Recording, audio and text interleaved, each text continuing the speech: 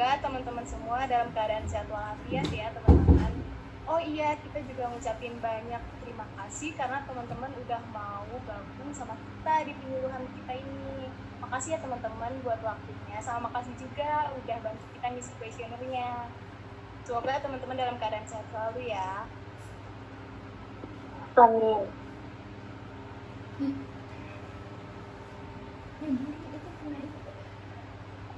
Teman-teman di sini kami ngadain penyuluhan yaitu untuk memenuhi tugas mata kuliah gizi komunitas teman-teman. Nah, di mata kuliah ini kami ditugaskan untuk mengadakan program gizi pada masyarakat. Jadi kita memilih untuk mengadakan penyuluhan tentang perilaku hidup bersih dan sehat.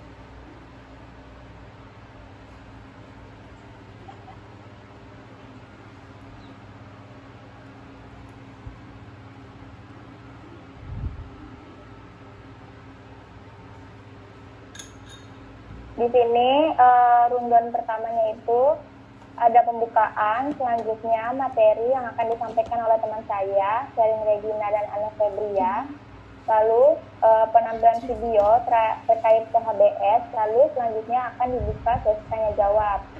Dan setelah itu penutupan.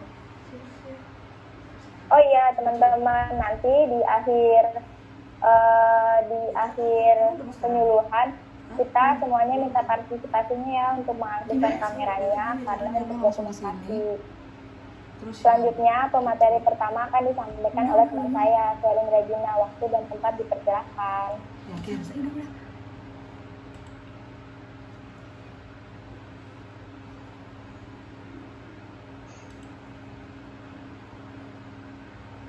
Terima kasih teman-teman. Perkenalkan, saya Sherin Regina. Di sini saya akan menyampaikan tentang penyuluhan perilaku hidup bersih dan sehat di rumah tangga. Jadi, kenapa sih kita memilih untuk mengadakan penyuluhan tentang PHBS, padahal banyak banget kan masalah kesehatan? Karena yang pertama, perilaku hidup bersih dan sehat di Kota Bekasi ini prevalensinya cukup rendah loh teman-teman. Dari target Provinsi Jawa Barat yaitu 80%, Kota Bekasi ini hanya bisa mencapai 67,7%, jadi cukup rendah ya teman-teman. Selanjutnya, kita mengadakan penyuluhan ini karena perilaku hidup bersih dan sehat ini merupakan akar daripada pencegahan penyakit menular.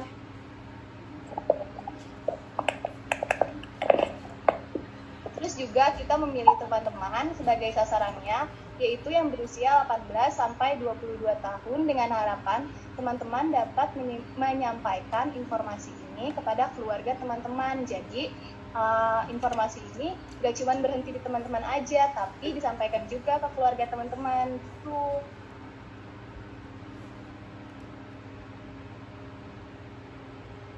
Yang pertama, dari tadi ngomongin PHBS dulu, emang PHBS itu apa sih? Jadi di sini PHBS adalah semua perilaku kesehatan yang dilakukan atas kesadaran, sehingga anggota keluarga atau keluarga dapat menolong dirinya sendiri di bidang kesehatan dan berperan aktif dalam kegiatan-kegiatan kesehatan di masyarakat. Maksudnya, perilaku kesehatan ini kan didasarkan karena ada kemauan atau kesadaran. Jadi, kalau misalkan kita udah ada kesadaran untuk melakukan perilaku hidup bersih dan sehat ini, otomatis kan kita jadi menerapkan perilakunya, nggak cuma sekedar tahu doang. Tapi kalau misalnya udah sadar, ya diterapin, gitu loh teman-teman. Jadi, kita dan keluarga dapat menolong dirinya sendiri. Maksudnya menolong dirinya sendiri ini, kita dan keluarga dapat mencegah terjadinya penyakit-penyakit yang tidak diinginkan. Kalau kita tidak menerapkan PHBS, contohnya kayak penyakit diare itu kan timbul karena kita tidak mencuci tangan sebelum makan. Selain itu juga ada penyakit COVID-19 nih yang lagi tren akhir-akhir ini. Kenapa bisa ada COVID-19? Karena salah satunya juga tidak menerapkan PHBS, yaitu tidak mencuci tangan dan tidak menggunakan masker saat keluar rumah. Terus, berperan aktif dalam kegiatan-kegiatan di masyarakat, itu artinya kita gak cuman diem aja di rumah, tapi juga kalau misalkan ada kegiatan-kegiatan di masyarakat, kayak kerja bakti atau enggak posyandu gitu, kita bisa turut berpartisipasi. Contohnya, kita ngebantuin kader untuk menimbang bayi setiap bulan, atau enggak kita mengadakan penyuluhan kesehatan untuk menambah wawasan atau pengetahuan para ibu-ibu gitu teman-teman. Selanjutnya, di sini aku mau ngejelasin tentang PHBS rumah tangga. Jadi, tatanan PHBS atau jenis-jenis PHBS itu sendiri ada banyak loh teman-teman. Ada 5 macam, disesuaikan dengan aktivitas dan tempat kerja. Yang pertama, yang paling dasar yaitu ada PHBS di rumah tangga. Yang kedua, ada PHBS di sekolah. Yang ketiga, ada PHBS di tempat kerja. Yang keempat, ada PHBS di tempat umum. Dan yang kelima, ada PHBS di sarana kesehatan.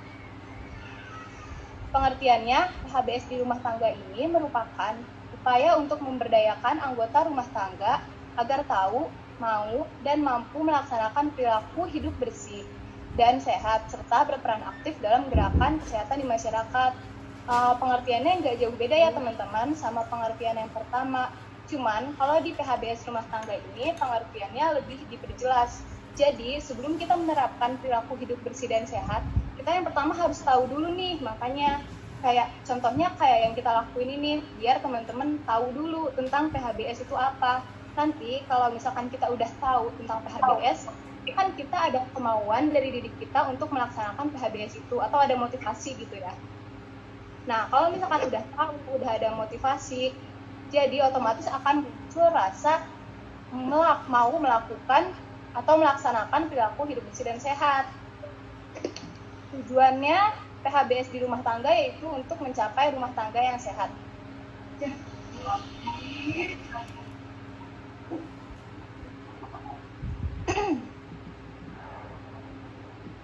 Selanjutnya di sini ada 10 indikator PHBS. Next.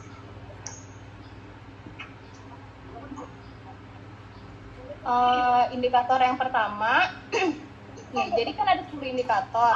Indikator yang pertama akan aku sebutin ini, indikator yang harus dipenuhi jika teman-teman mempunyai bayi atau ibu hamil di rumah.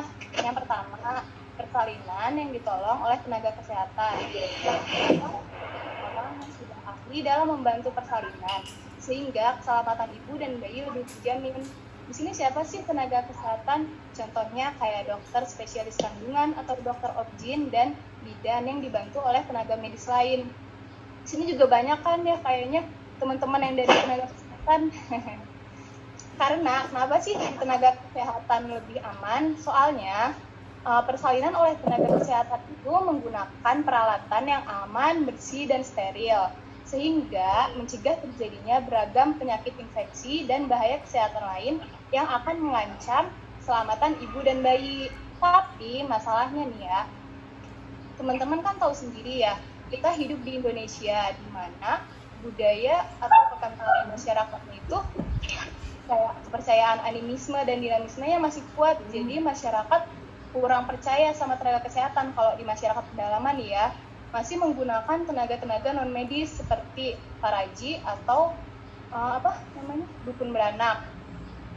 Nah, kalau misalkan si ibu ditolong dengan tenaga non medis, itu akan meningkatkan resiko angka kematian ibu dan bayi yang lebih tinggi, karena tenaga non medis kan hanya menggunakan alat-alat yang seadanya ya. Terus juga tenaga non medis itu hanya mengandalkan pengalaman aja, nggak ada keilmuan yang cukup gitu teman-teman. Jadi apabila terdapat kelainan dapat diketahui dan segera ditolong atau dirujuk ke puskesmas atau rumah sakit kalau ditolong oleh tenaga kesehatan.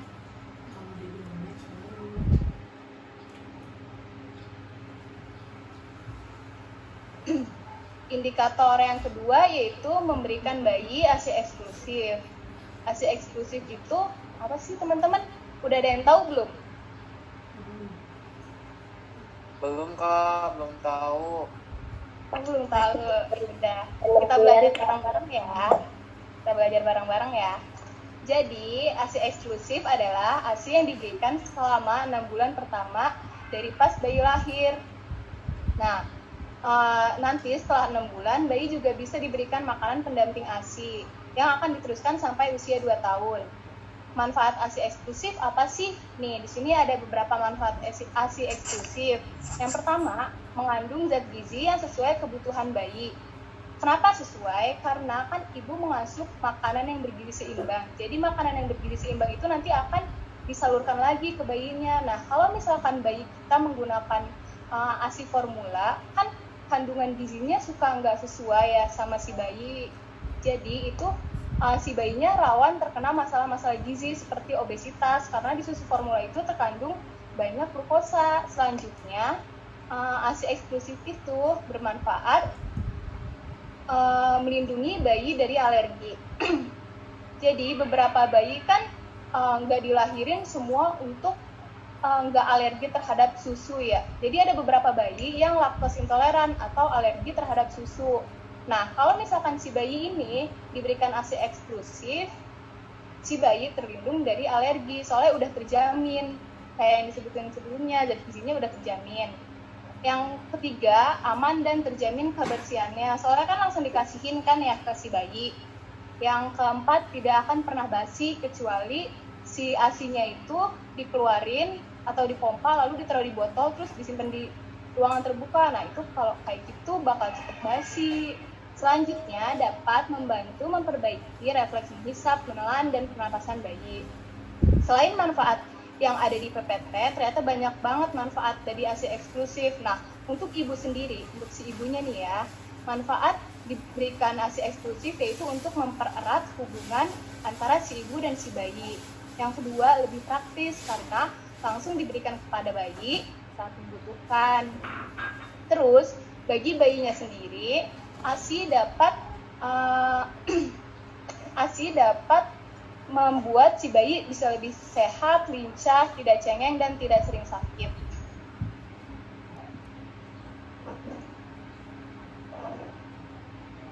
Yang ketiga, menimbang bayi dan balita setiap bulan. Apa sih tujuan penimbangan dan penimbangan balita dan bayi setiap bulan? Yaitu untuk memantau pertumbuhan dan perkembangan bayi dan balita. Nanti kan pertumbuhannya dicatat nih ya di KMS. Jadi ketahuan tuh dari situ pertumbuhannya normal atau enggak, perkembangannya baik atau enggak gitu. Nah, biasanya penimbangan bayi dan balita ini dilakukan pada posyandu. Di sini ada beberapa manfaat dari penimbangan bayi dan balita setiap bulan. Yang pertama, mengetahui apakah balita tumbuh sehat atau tidak. Yang kedua, mengetahui dan mencegah gangguan pertumbuhan pada balita. Yang ketiga, mengetahui balita yang sakit. Terus kalau misalkan dia udah sakit, sakitnya parah nggak bisa ditanganin, baru udah dirujuk ke puskesmas untuk ditindak lanjut.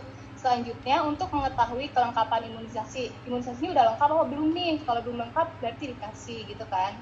Selanjutnya, untuk mendapatkan penyuluhan gizi supaya si ibu-ibu dari para bayi dan balita ini pengetahuan gizinya lebih meningkat. Jadi dia nggak asal sembarangan aja ngasih makanan ke bayi. Dia lebih tahu nih, kalau misalkan aku ngasih ini, manfaatnya apa nih buat bayi aku, gitu contohnya.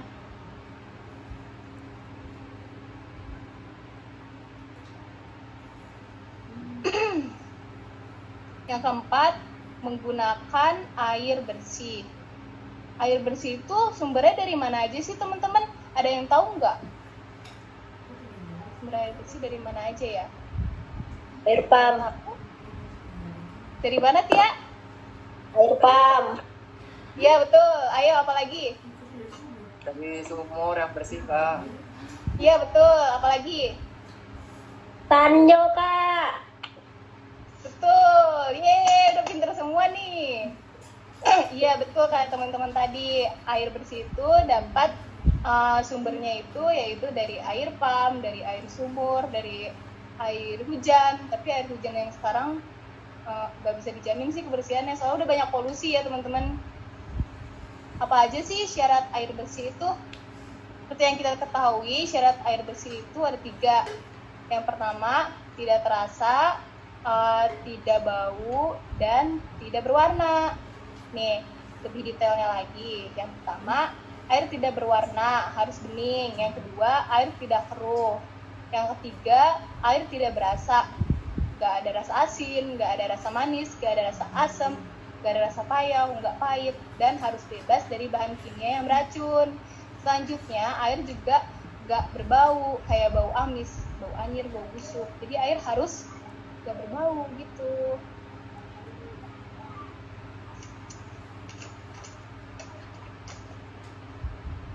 Selanjutnya, indikator yang kelima itu mencuci tangan dengan air bersih dan sabun. Nah, poin yang kelima ini kan sekarang lagi digema-gemakan kan ya. Teman-teman juga pasti kalau habis dari mana-mana, cuci tangan dulu kan. Kalau habis makan, kalau enggak habis melakukan sesuatu aktivitas, pasti cuci tangan dulu kan ya kalau sekarang. Soalnya emang wajibin. Mengapa sih harus cuci tangan dengan menggunakan air bersih dan sabun? Kenapa nggak pakai air doang?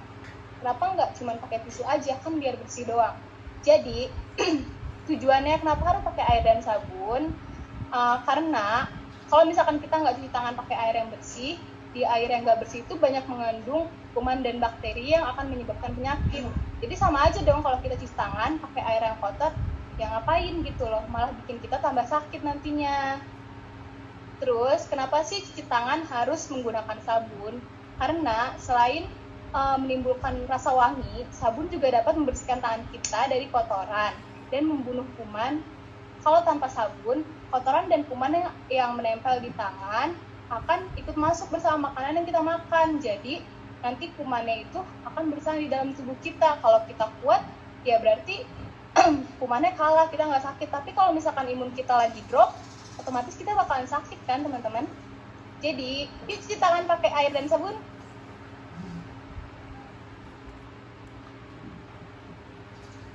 Nah, di sini ada 6 langkah cuci tangan pakai sabun dan air mengalir. Kapan aja sih waktu penting cuci tangan pakai sabun dan air? Yang pertama, sebelum makan ya pastinya. Yang kedua, setelah buang air besar. Yang ketiga, sebelum menjamah makanan yang akan dimakan. Yang keempat, sebelum menyusui. Dan yang kelima, setelah melakukan aktivitas. Nah, di sini ada cara-cara mencuci tangannya, ada langkah-langkahnya menurut Kemenkes. Yang pertama, basahi tangan dan gosok dengan sabun pada telapak tangan. Gosoknya dengan arah yang memutar. Selanjutnya, usap dan gosok juga pada kedua punggung tangan yang secara bergantian. Ini ya teman-teman. Selanjutnya, yang ketiga, gosok sela-sela jari tangan hingga bersih. Yang keempat, bersihkan ujung jari secara bergantian dengan posisi saling mengunci. Begini. Selanjutnya, yang kelima, gosok dan putar kedua ibu jari secara bergantian. Begini. Nah, begini. Yang keenam, gosok ujung jari ke telapak tangan. Kemudian gosok secara perlahan. Lalu bilas deh pakai air bersih.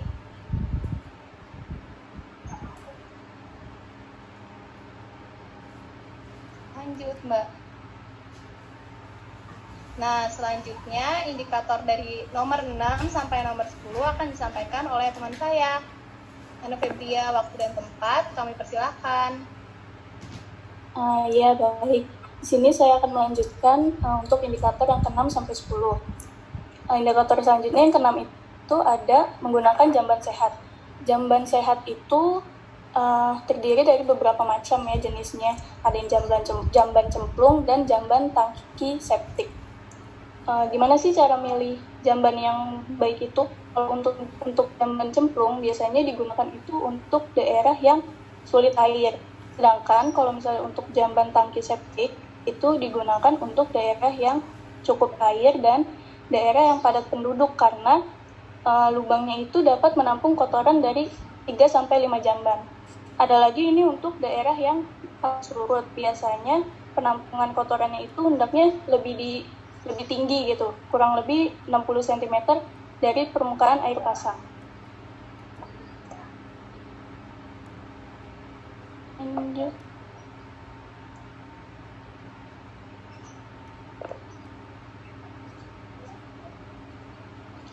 Indikator yang selanjutnya yang ke-7 itu ada memberantas jentik di rumah. Apa sih yang perlu dilakukan agar rumah itu bebas dari jentik? Dengan cara 3M. Pertama, menguras, menutup, mengubur.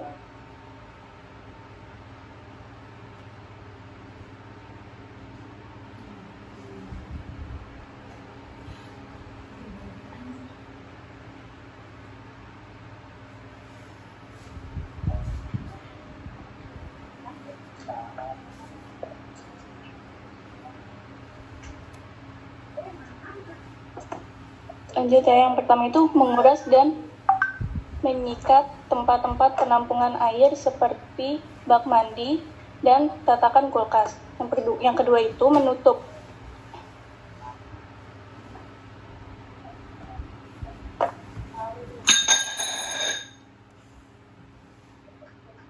Indikator 7 dulu aja. Gimana? Gimana sih? Yang kedua itu ada menutup rapat-rapat tempat penampungan air seperti di lekukan-lekukan yang dapat menampung air hujan.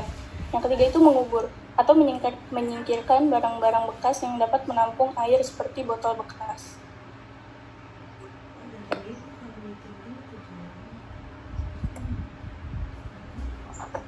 Lanjut, Jan. Indikator selanjutnya yang ke-8 itu ada makan buah dan sayur setiap hari. Berapa banyak sih buah dan sayur itu yang harus kita makan? Kalau untuk sayur biasanya dimakan 2 porsi setiap hari dengan ukuran 1 porsi sama dengan 1 mangkok sayur segar atau setengah mangkok sayuran matang.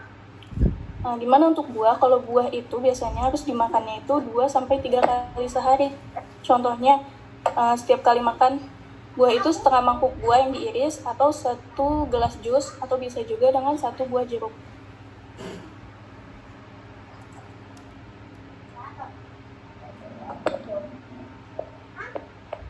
Buah dan sayur juga itu mempunyai banyak manfaat buat tubuh kita.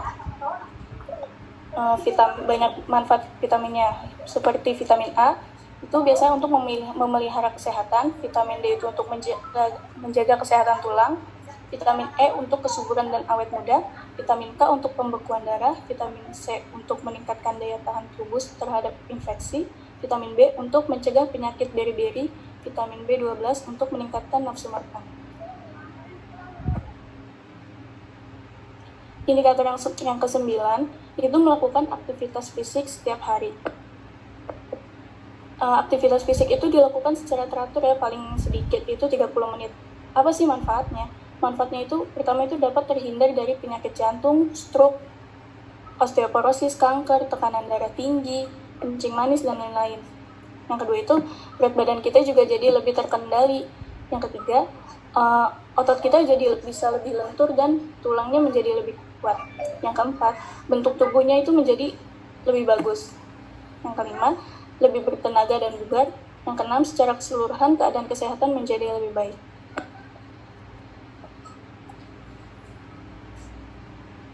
Indikator yang terakhir, yang ke-10, itu tidak merokok di dalam rumah. Apa sih manfaat rumah tangga yang sehat itu? Manfaatnya, tujuannya itu untuk setiap anggota keluarga menjadi sehat dan tidak mudah sakit. Yang kedua itu anak tumbuh dengan sehat dan cerdas. Yang ketiga itu anggota keluarganya giat bekerja.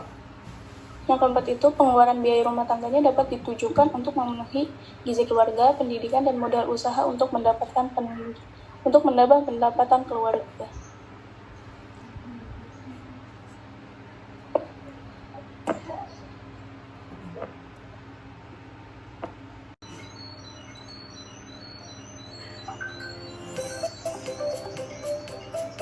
Apa itu PHBS?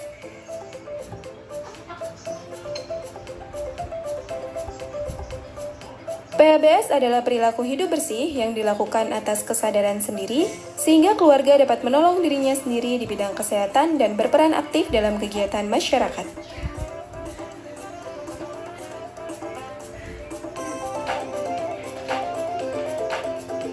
Indikator PHBS.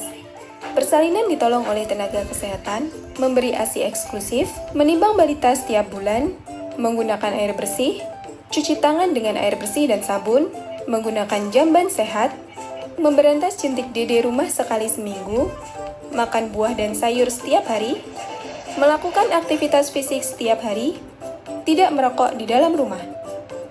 Persalinan ditolong oleh tenaga kesehatan. Tenaga kesehatan seperti dokter, bidan, dan tenaga paramedis lainnya dikarenakan masih ada beberapa masyarakat yang masih mengandalkan tenaga non-medis untuk membantu persalinan. Selain tidak aman pun dikhawatirkan beresiko besar dapat menyebabkan kematian ibu dan bayi. Bayi sehat, ibu selamat. Berikan ASI eksklusif pada bayi. Agar bayi lebih sehat, tidak alergi, tidak cengeng. ASI dapat dilanjutkan hingga usia 2 tahun dan ditambah makanan pendamping ASI. Senang kan kalau adik bayi sehat? Penimbangan bayi dan balita setiap bulan dimaksudkan untuk memantau pertumbuhan balita tersebut setiap bulan. Penimbangan ini dilaksanakan di posyandu mulai usia 1 bulan hingga 5 tahun, agar bayi tumbuh sehat serta bebas dari penyakit kwashiorkor dan marasmus. Menggunakan air bersih dalam kehidupan sehari-hari gampang loh. Mata air, air sumur, air ledeng atau perusahaan air minum, air hujan, air galon. Ciri-ciri air bersih adalah 1. Tidak berbau, 2. Tidak berwarna, 3. Tidak berasa. Penggunaan air bersih untuk memasak, mencuci, cuci tangan, buang air besar atau kecil. Mencuci tangan menggunakan sabun dan air bersih. Cucilah tangan sebelum makan atau setelah buang air besar dan kecil. Bila cuci tangan tidak menggunakan sabun, maka kuman akan masih menempel pada tangan. Biasakan mencuci tangan memakai sabun dan air bersih ya. Menggunakan jamban sehat. Setiap rumah wajib menggunakan jamban sehat untuk buang air besar dan kecil. Memelihara dan menjaga jamban agar bersih dan terbebas dari penyakit.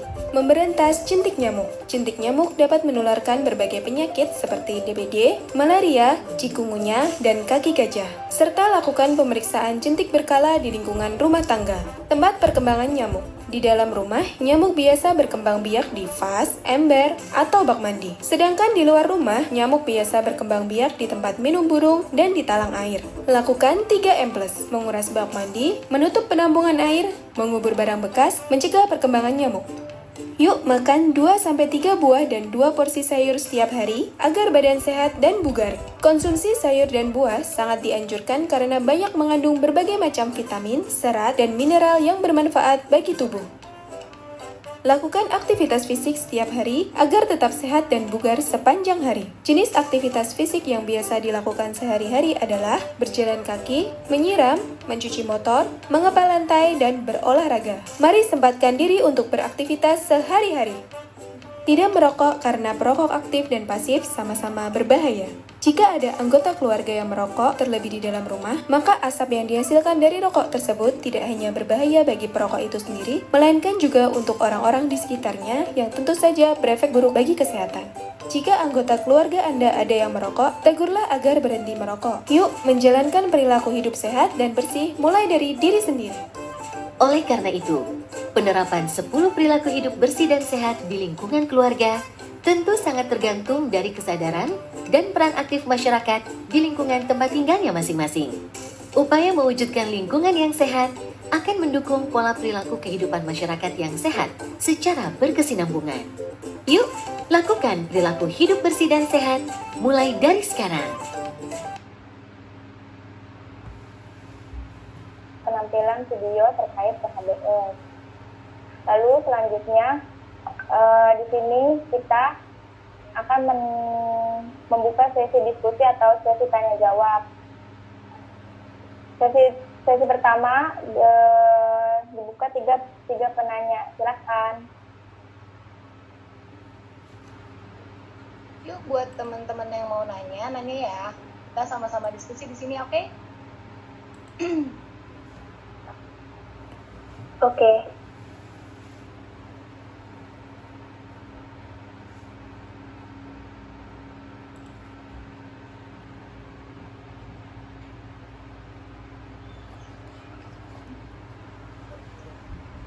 Kak Sherin, ini ada yang nanya di chat, mau aku bacain aja atau gimana? Ya udah, bacain aja. Atau dari Kak Gilang-nya aja? Siapa yang nanya tuh? Coba bacain aja. Bacain ya. Ini dari Gilang Gustiawan. Oh iya. Jadi di sini pertanyaannya, saya mau bertanya, salah satu poin arahan PHBS adalah tidak merokok. Sedangkan pajak rokok sendiri harus dialokasikan pada kesehatan masyarakat sebesar 50% dari bagi hasil antara pemerintah provinsi dan pemerintah daerah. Bukan hanya itu, uang hasil dari pajak rokok tersebut harus digunakan untuk optimalisasi pelayanan kesehatan dan keamanan pada daerah. Bukankah kita jika tidak ada merokok itu sama dengan memutuskan lingkaran setan yang selama ini berjalan? Itu Kak. Itu pertanyaan dari Gilang. Baik Kak Gilang, makasih atas pertanyaannya. Jadi kita diskusi Kita bareng-bareng tampung aja. dulu ya. Iya, kita tampung dulu ya teman-teman pertanyaannya. Yuk, dua lagi yuk. Selanjutnya,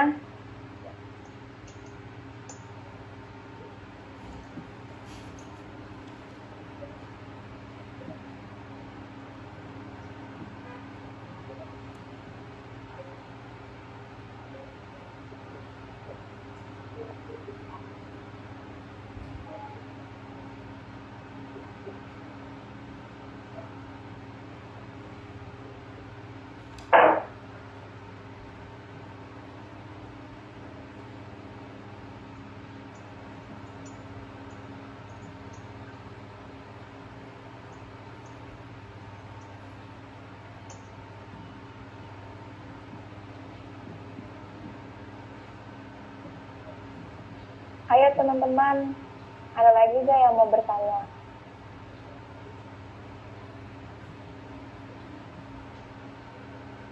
Kalau ada yang masih kurang paham atau yang masih mau ditanyakan, boleh kok tanya lagi di sini. Kita di sini bisa diskusi.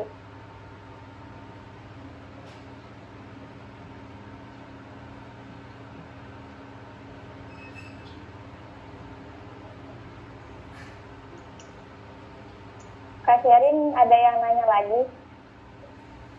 Iya, apa tuh Kak? Dari Salsabila Wikan. Pertanyaannya, rutin mencuci tangan kan baik, tapi kalau rutin mencuci tangan akan membuat tangan menjadi kering. Cara agar tangan tidak kering karena sering cuci tangan gimana ya Kak? Dan apa yang menimbulkan tangan menjadi kering karena sering cuci tangan? Terima kasih. Kita tampung dulu ya pertanyaannya.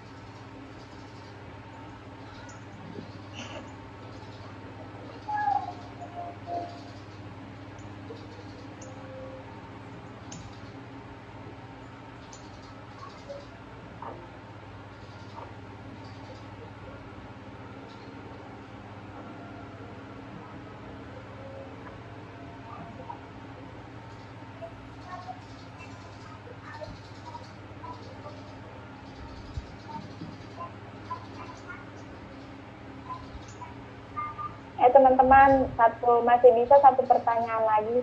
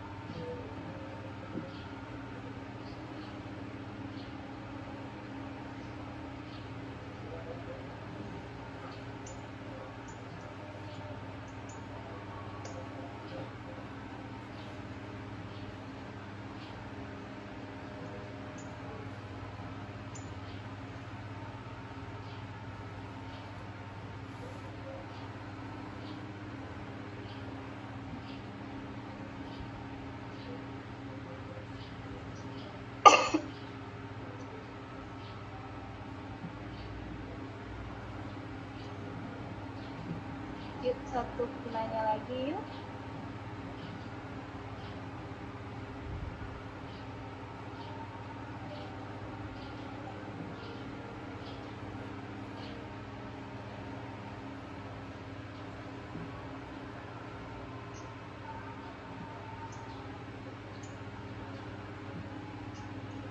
Sherin, ada lagi nih yang nanya satu orang lagi. Ya. Dari Marcella Tabita. Kenapa masyarakat Indonesia masih banyak yang acuh tak acuh terhadap PHBS? Terima kasih. Ya, di sini kan pertanyaannya udah 3 ya teman-teman. Di sini kita mau coba jawab dulu. Sekalian diskusiin. Mungkin dari teman-teman sekalian ada yang mau jawab sekarang? Nih, mau jawab yang pertanyaan kedua ya. Dari Tadi siapa tuh? Salsabila ikan.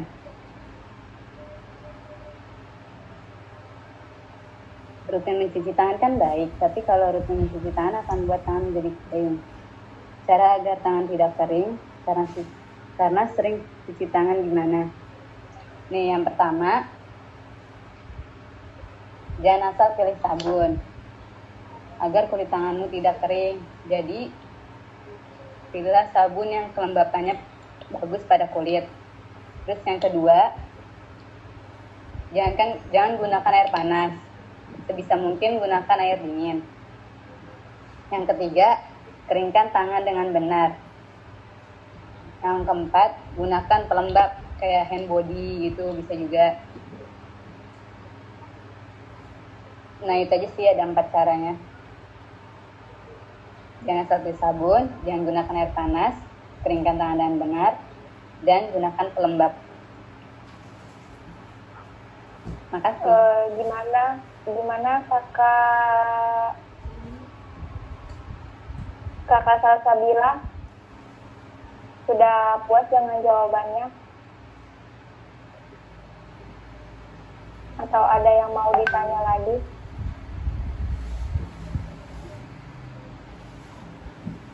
Oke, terima kasih. Makasih ya kakak Salsabila.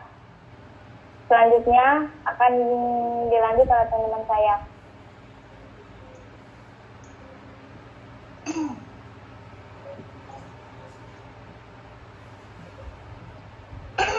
Jadi di sini saya akan coba jawab pertanyaan dari Kak Gilang ya. Kak Gilang kan anak ekonomi nih ya, jadi mungkin tahu tentang berapa persen sih pajak yang dikeluarkan dari perusahaan rokok untuk negara kita. Jadi ternyata emang besar ya pajak yang dikeluarkan sama perusahaan rokok buat memutus lingkaran setan.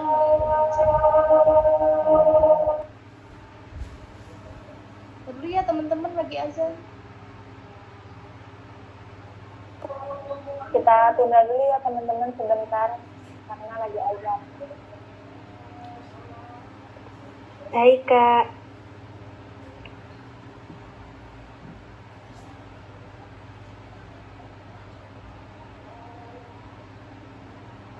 Jangan keluar dulu ya teman-teman. Iya.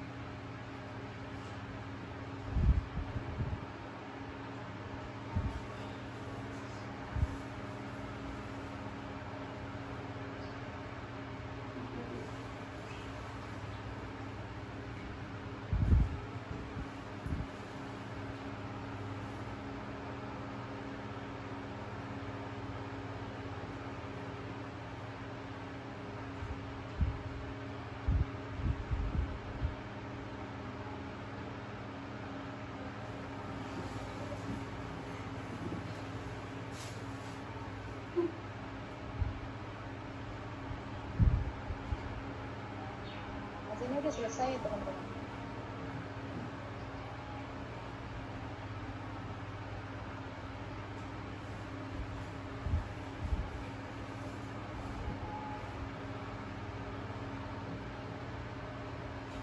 Jadi di sini saya coba ngelanjutin pembicaraan saya yang tadi sempat terpotong ya teman-teman. Jadi pajak dari perusahaan rokok untuk negara ini emang besar ya. Nah, tapi menurut kami juga memutus lingkaran setan di negara kita ini emang juga cukup baik karena dari pajak itu kan tadi juga Pak bilang. Tapi mungkin dari pajak 50% yang dikasih dari perusahaan rokok buat negara kita buat dialokasiin untuk sarana kesehatan, menurut saya pribadi belum maksimal. Kenapa saya sebut belum maksimal? Soalnya banyak banget kan di negara kita ini masalah-masalah kesehatan atau masalah-masalah gizi juga banyak.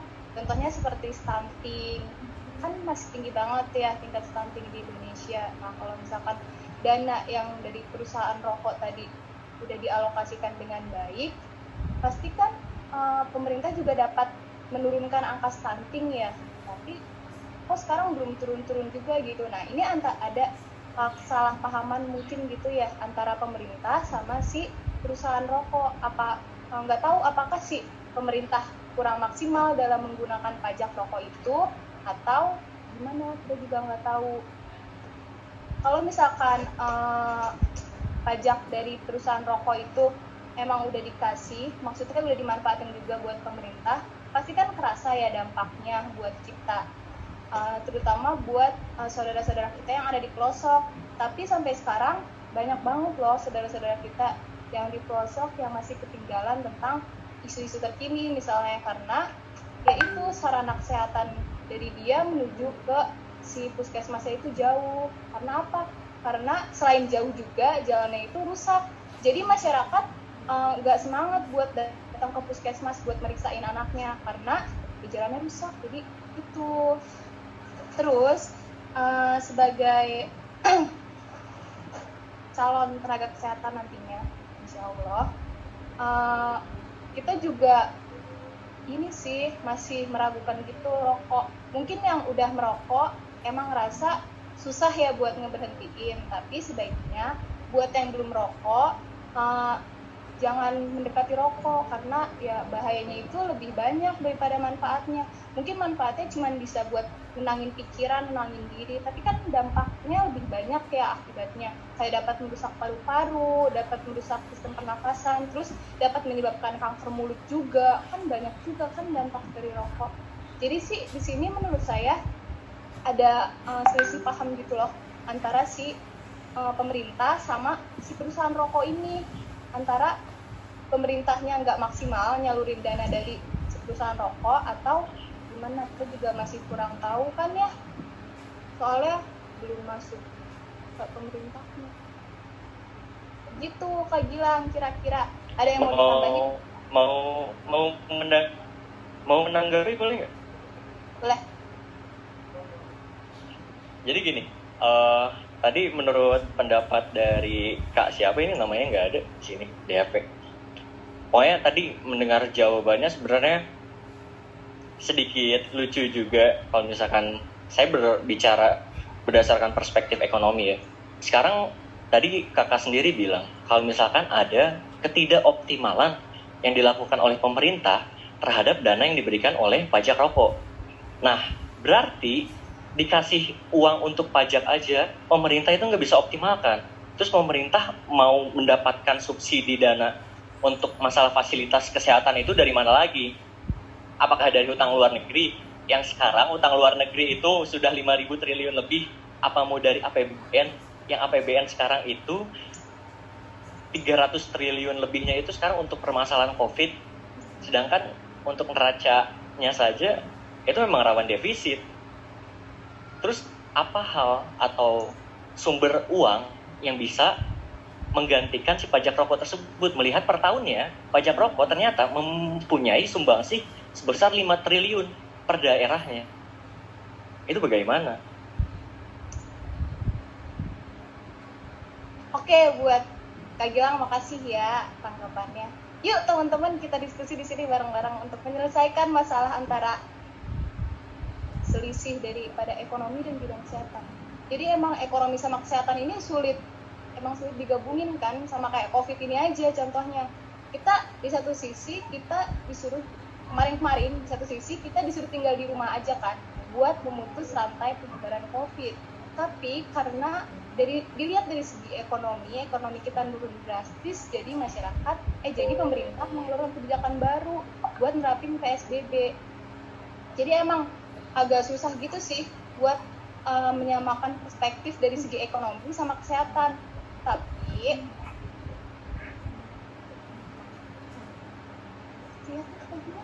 emang susah gitu loh. Kemarin juga sempat dibahas juga gitu di Bukan Aja. Karena selisih paham itu.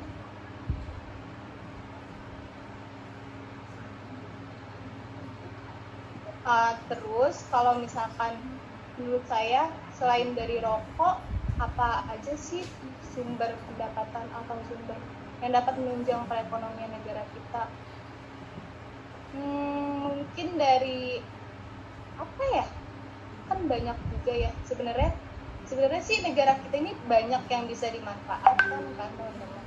Tapi sumber daya manusianya itu sendiri yang nggak bisa optimal untuk memanfaatkan sumber daya alam yang di Indonesia. Coba kalau misalkan si manusianya ini kayak berbobot gitu, pasti dia bisa kan memanfaatkan sumber daya alam itu. Coba teman-teman ada yang mau nambahin nggak?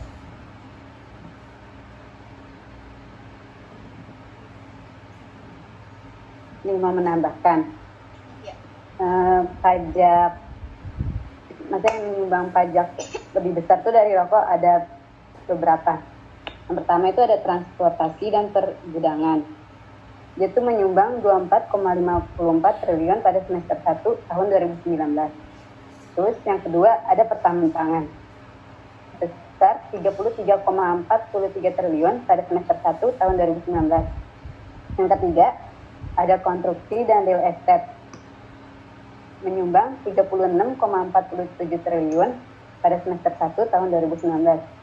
Terus yang keempat ada jasa keuangan menyumbang sebesar 83,56 triliun pada semester 1 tahun 2019. Yang kelima ada perdagangan. Terus yang terakhir ada industri pengolahan. Jadi pajak rokok bisa dialihkan ke pajak yang menyumbang yang lebih besar juga.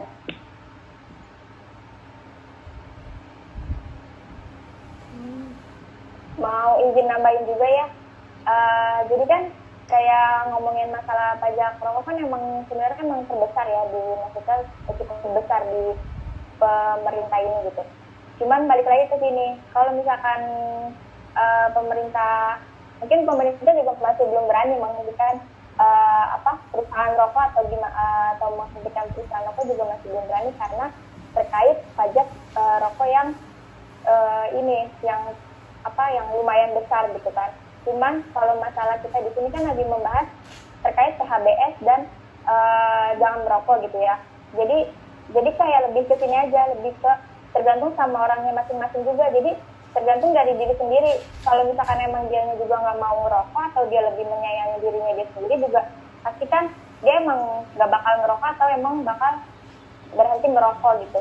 Jadi kayak misalnya misalkan kita merokok nih, terus jadi kayak misalkan yang di orang rumah kan pasif gitu ya. Jadi kan kayak kasihan nih keluarga saya kalau misalkan kena, karena kan dampaknya juga besar juga gitu. Jadi buat pemerintah pajak rokok itu sama kesehatan itu ya balik lagi ke diri sendirinya masing-masing gitu.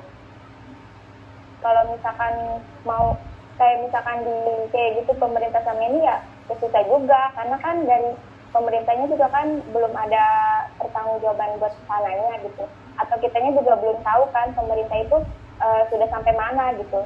Tapi kalau misalkan setidaknya dari 100% itu kita bisa mengurangi rokok itu tuh dari diri kita sendiri buat berhenti merokok gitu, atau kita lebih sayang keluarga kita sendiri gitu. Gitu sih kalau menurut saya. Jadi gini Kak Gilang, nanti mungkin kita bisa diskusi lagi ya Kak lebih lanjut tentang perspektif ekonomi dibandingkan sama perspektif imunisasi, digabungin aja gitu, nanti kita diskusi lagi, oke, supaya kita sebagai generasi muda bisa mengadvokasikan dengan saran yang lebih baik dari segi ekonomi maupun dari segi kegizian, supaya impact-nya sama-sama tidak ada yang dirugikan. Oke Kak? Iya, terima kasih untuk jawaban-jawabannya. Menarik juga sih sebenarnya kalau misalnya kita bahas ekonomi dan medical. Kita memang udah salah dari awal sebenarnya, menggabung atau mencampur tangankan antara medical dan ekonomi. Oke, terima kasih jawabannya. Sehat terus Uham, Kak. Amin, terima kasih doanya. Terima kasih Kak Gilang.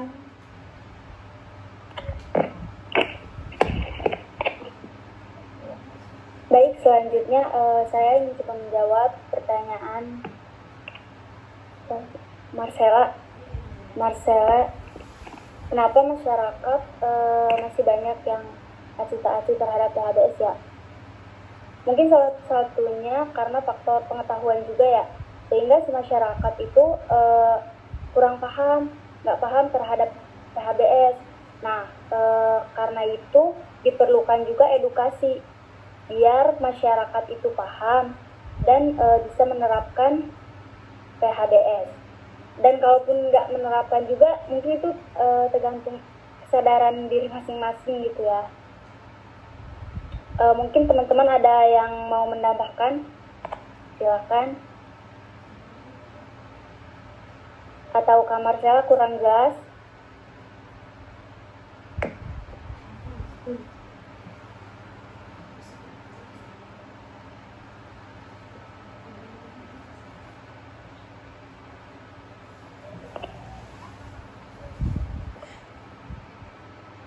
Ya, Kak Marcella gimana? Kak Marcella gimana dengan jawabannya?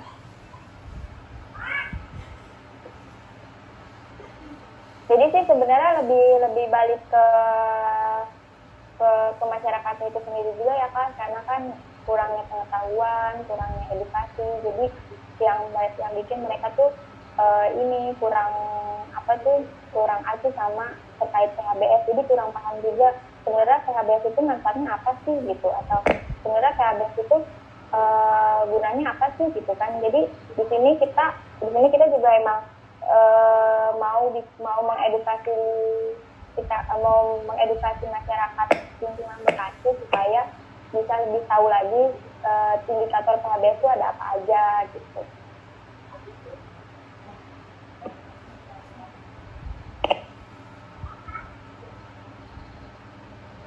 Oke, sesi kedua itu dibuka 3 penanya lagi.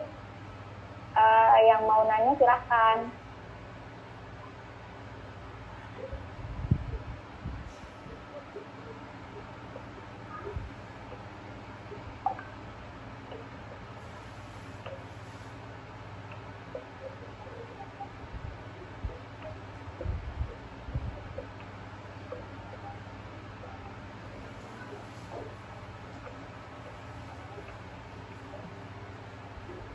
Kak Sherin.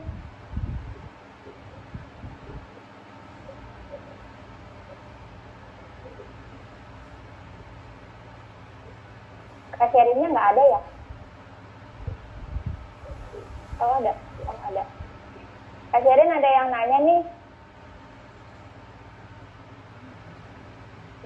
Pertanyaannya itu dari Nita Adelina. Kan lebih baik cuci tangan daripada pakai hand sanitizer ya. Sedangkan kalau kita lagi di luar rumah, susah untuk mencari tempat cuci tangan. Apakah baik hand sanitizer itu untuk dipakai saat kurangnya tempat cuci tangan di luar rumah? Dan baik gak sih kalau setelah pakai sanitizer langsung makan pakai tangan? Terima kasih.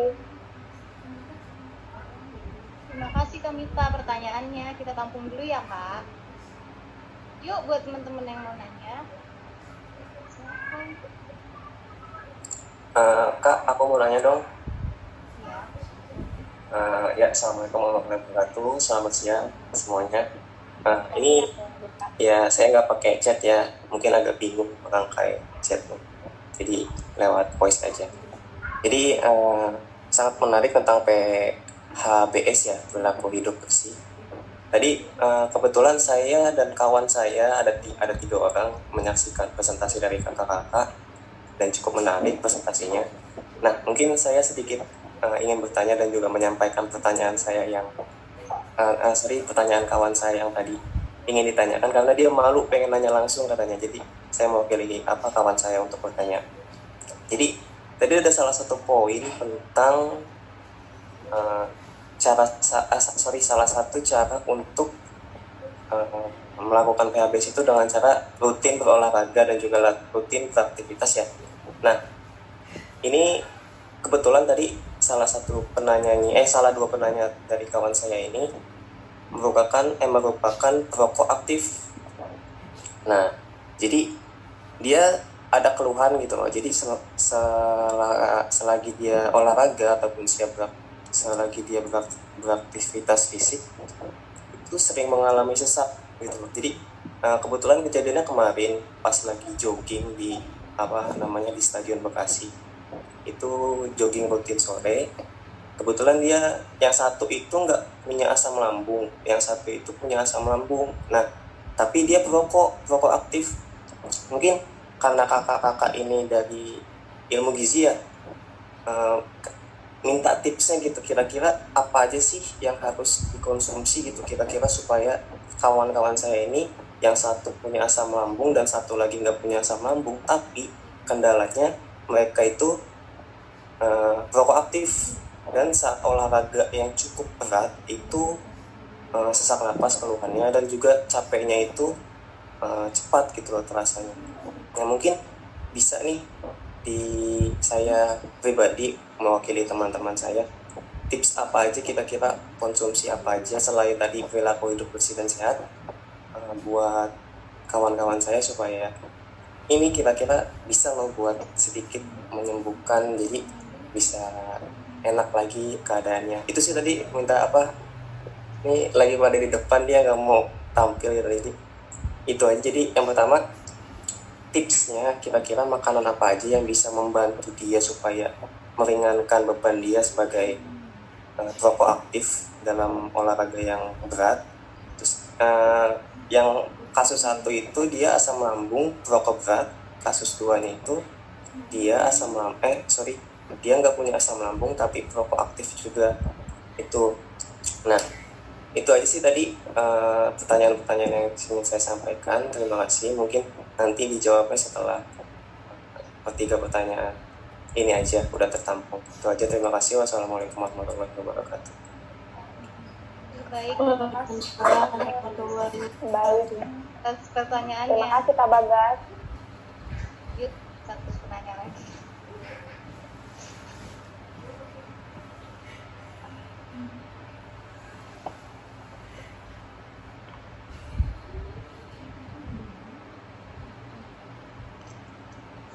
Siang Kak, mau nanya boleh? Selamat siang, boleh dong. Iya Kak, saya mau nanya, ini kan tentang PHBS ya, yang tentang cuci tangan yang rutin itu. Nah, kalau misalkan anak cacingan di Indonesia kan kasusnya banyak, nggak bisa deteksi juga, paling bisa kita lihat dari misalkan berat badannya sama kondisi anaknya. Nah, yang kita tahu itu kan cacing ada di mana-mana ya Kak. Kita nggak tahu juga cacing ada di tempat apa gitu.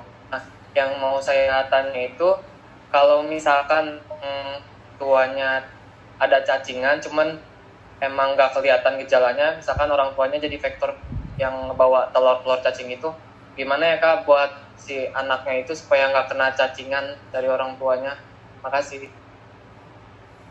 Makasih Kak Randika atas pertanyaannya. Yuk, boleh dijawab dari teman-teman. Baik, udah 3 penanya ya Kak Sherin. Mungkin dari teman-teman sekalian ada yang mau jawab dari 3 pertanyaan tersebut. Waktu dan tempat dipersilakan.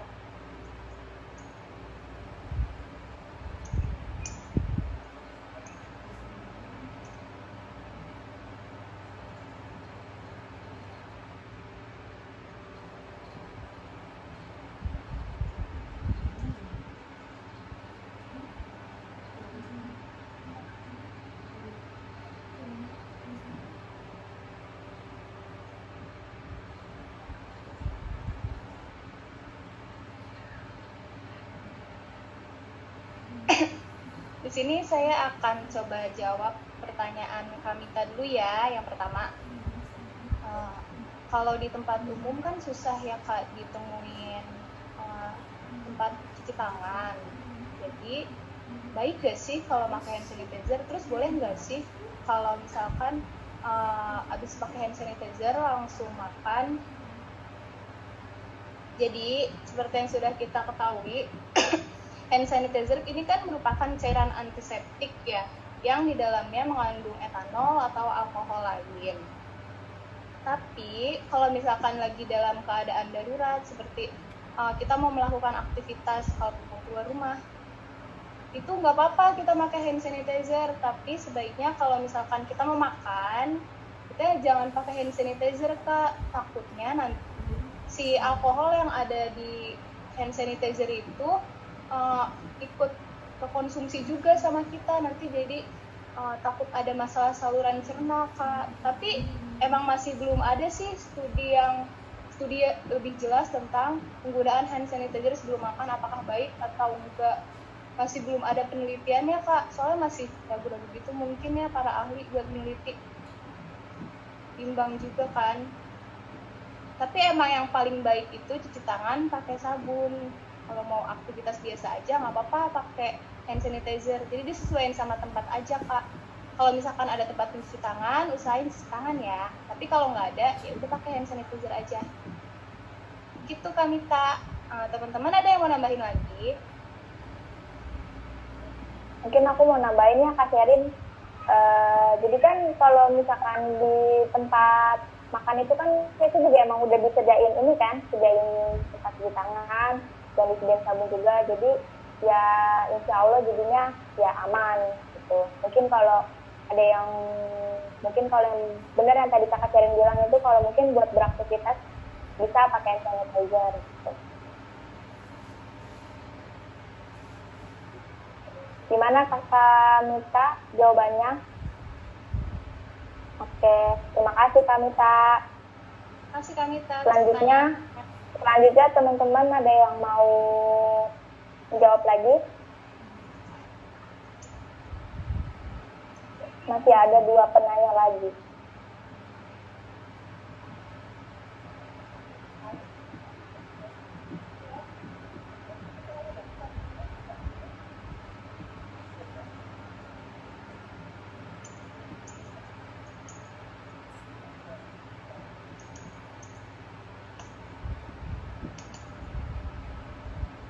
Jadi tadi pertanyaan kedua dari Kak Bagas, dia nanya, kan temennya ada yang punya penyakit gastritis ya atau penyakit MAH, tapi perokok juga. Nah, sedangkan teman yang satunya lagi gak punya penyakit MAH, tapi perokok juga. Nah, pas lari yang punya penyakit MAH kita sakit gitu ya. Terus yang gak punya penyakit MAH tapi dulunya perokok, sama-sama sesak napasnya waktu lari. Itu bukan.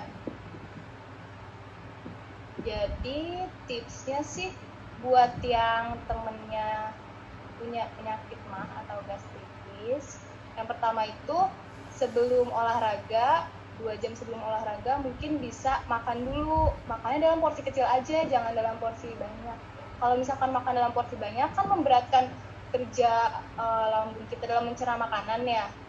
Jadi perut kita juga sakit kalau kebanyakan makan. Jadi secukupnya aja makannya sebelum olahraga. Terus makannya juga jangan dalam waktu yang berdekatan ya Kak. Misalkan 15 menit sebelum olahraga nyarap ketoprak dulu, kayak gitu nanti sakit perutnya. Terus buat yang perokok, perokok itu asupan gizinya gimana sih? Nah, kan perokok itu asapnya merupakan banyak mengandung apanya sih? Gak ngerti asap rokok. Pokoknya ada polusinya gitu kan. Nah, kalau di dalam tubuh polusi itu berubah jadi radikal bebas. Nah, untuk menangkal si radikal bebas, maka teman kakak yang perokok ini diperlukan banyak mengkonsumsi vitamin-vitamin. Contohnya vitamin C nih yang paling penting. Betul, vitamin C buat menangkal radikal bebas. Vitamin C ini paling banyak terkandung dalam jambu biji, buah jeruk, apel gitu. Nah, sebaiknya daripada mengkonsumsi vitamin-vitamin yang ada di botol atau misalkan vitamin yang langsung dimakan, lebih baik mengkonsumsi buah-buahan aja. Soalnya kita kan nggak tahu ya dosis yang ada di minuman atau makanan ini tuh berapa. Jadi kalau mau cari aman dari buah-buahan aja. Itu Kak. Terus juga pas lari, kalau misalkan dada kita udah ngerasa sesak, intensitas larinya diturunin. Jadi jangan terlalu cepat. Kalau misalkan udah ngerasa sesak nih, larinya mulai kita lambatin atau enggak jalan dulu. Jadi jangan dipaksain nanti. Soalnya kalau dipaksain memaksa si organ kita untuk menekan oksigen yang dari luar dipaksa masuk ke dalam. Akibatnya nggak baik buat jantung kita nanti sama buat paru-paru kita. Itu selanjutnya buat diet gastritis juga diperhatiin waktu makannya harus tepat kan kalau misalkan punya penyakit gastritis. Terus frekuensi makannya diusahakan dalam porsi kecil tapi sering, jangan terlalu banyak, nanti lambungnya berkontraksi lebih keras gitu. Terus jenis makanannya juga diperhatikan, jangan makan makanan yang terlalu asam atau makan makanan yang terlalu pedas. Jadi pilihlah makan makanan yang bergizi seimbang, oke? Itu aja sih dari saya. Mungkin dari teman-teman ada yang mau nambahin?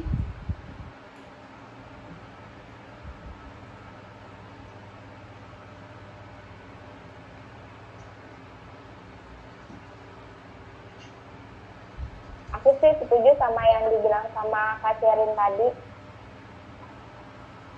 Mungkin dari teman-teman ada yang mau nambahin juga atau setuju juga sama yang dibilang sama Kak Sherin? Izin menambahkan boleh? Ya, aku mau nambahin. Oh boleh.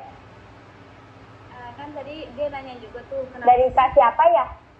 Pita. Oke. Dia kan nanya Iya Kak, dilanjut. kenapa sih pada perokok aktif kalau saat olahraga dia suka sesak? Karena kan rokok itu kan mengandung zat-zat kayak nikotin ya yang dapat merusak jantung dan paru-paru. Sedangkan jantung fungsinya itu untuk mengedarkan oksigen dan nutrisi ke seluruh tubuh.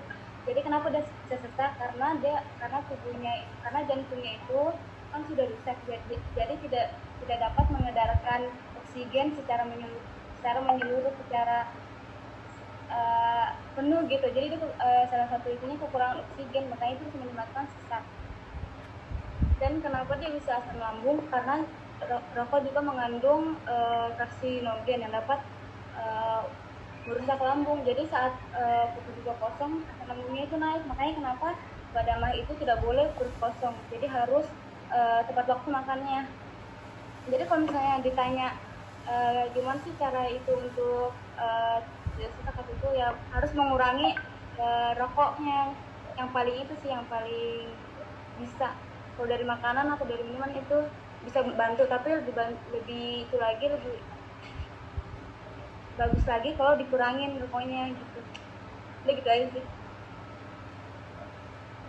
Terima kasih Pita atas jawabannya. Jadi kalau Pita ini jawabnya lebih secara anatomi fisiologi, soalnya anak perawat kan, jadi lebih tahu itu lebih dalam. Sedangkan kita jawabnya dari segi kegizian aja, soalnya emang profesinya beda. Teman-teman. Kita kolaborasi bener.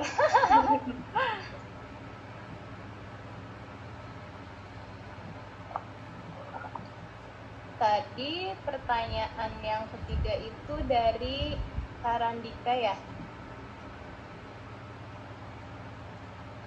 Karandika.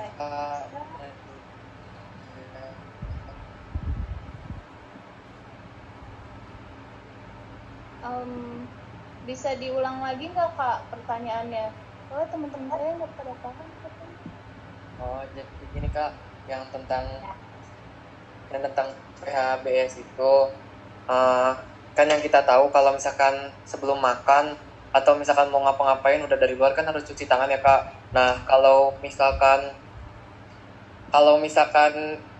yang mencegah cacingan itu bisa dari cuci tangan juga apa enggak sih Kak? Simpelnya gitu Kak.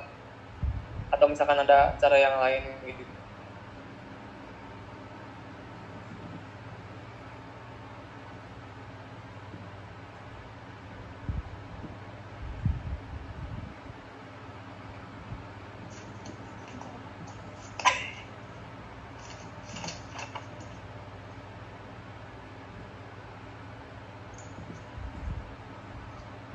Jadi dari beberapa sumber yang udah saya baca, ternyata cuci tangan menggunakan sabun dan air bersih yang mengalir selama 60 detik dengan memperhatikan langkah-langkahnya bisa loh Kak mengurangi kejadian kecacingan pada anak-anak. Jadi ini tinggal bagaimana kita mengedukasi mereka biar cuci tangannya lebih baik lagi gitu Kak.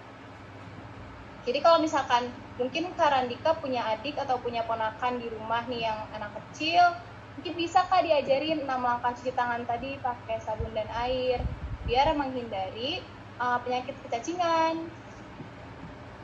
Selain penyakit kecacingan, ternyata cuci tangan juga bisa mencegah terjadinya penyakit-penyakit lain yang merugikan seperti penyakit diare, ispa, kayak COVID ini kan termasuk penyakit pernapasan ya. Bisa dicegah dengan cara cuci tangan, terus bisa mencegah kolera, disentri, dan lain-lain. Seperti itu Kak Randika. Apa ada yang mau ditambahin lagi pertanyaannya? Enggak Mbak, makasih ya Kak. Iya, sama-sama Kak Randika.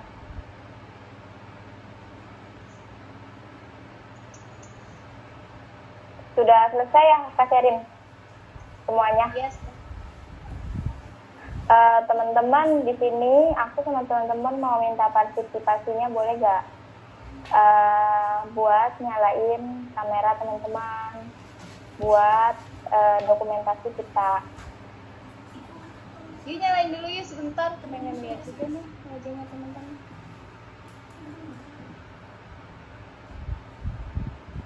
Ih, seger-seger banget nih mukanya.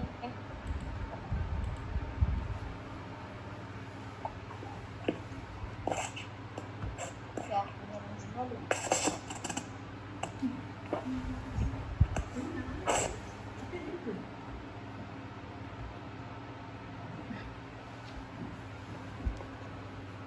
Aku SS sebentar dulu ya, jangan dulu ya.